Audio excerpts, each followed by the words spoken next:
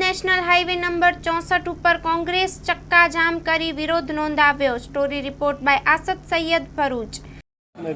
આજ રોજ national highway number 64 ઉપર કોંગ્રેસ સમિતિ, તાલુકા સમિતિ તથા શહેર સમિતિ દ્વારા જે રસ્તા રોકો આંદોલનનું આયોજન કરવામાં આવ્યું હતું તે પરથી આજે અમે અહીંયા પોલીસ સ્ટેશનમાં બેસીને અન્ન અને જળનો ત્યાગ કર્યો હતો।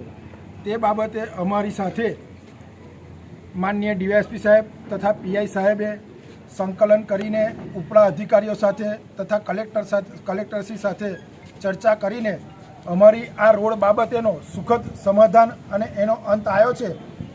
તે બદલ અમે તંત્રનો ખૂબ ખૂબ આભાર માનીએ છીએ અને આ બાબતે અમે જે અન્ન અને જળનો જે ત્યાગ કર્યો હતો તે અમે અહીંયા પૂરો કરીએ છીએ।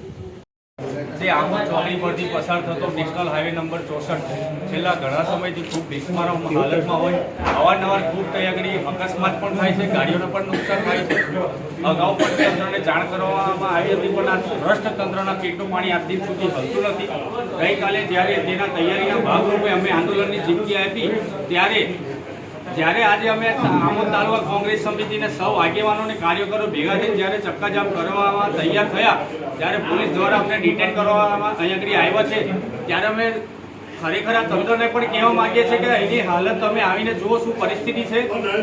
અહીંયા કોઈ તટસ્થપણે કોઈ કામગીરી સમારકામની પણ કરવામાં આવતી નથી, જેના કારણે આજ રોજ આમોદ તાલુકા કોંગ્રેસ સમિતિ પ્રમુખ નરેન્દ્રભાઈ પટેલ તેમજ હું જાતે યુવા કોંગ્રેસ પ્રમુખ કેતન મકવાણા જ્યાં સુધી કમ્પ્લીટલી એનું સમારકામની બાહેધરી નહીં આપવામાં આવે ત્યાં સુધી અન્ન અને જળનો અમે ત્યાગ કરીએ છીએ।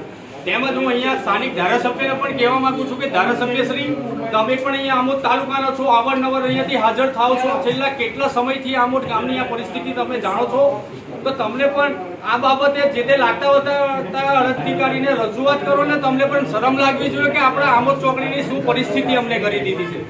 નૈતિકતાની જોડે તમારે પણ રાજીનામું આપી દેવું જોઈએ જો અધિકારી તમારું સાંભળતા ના હોય।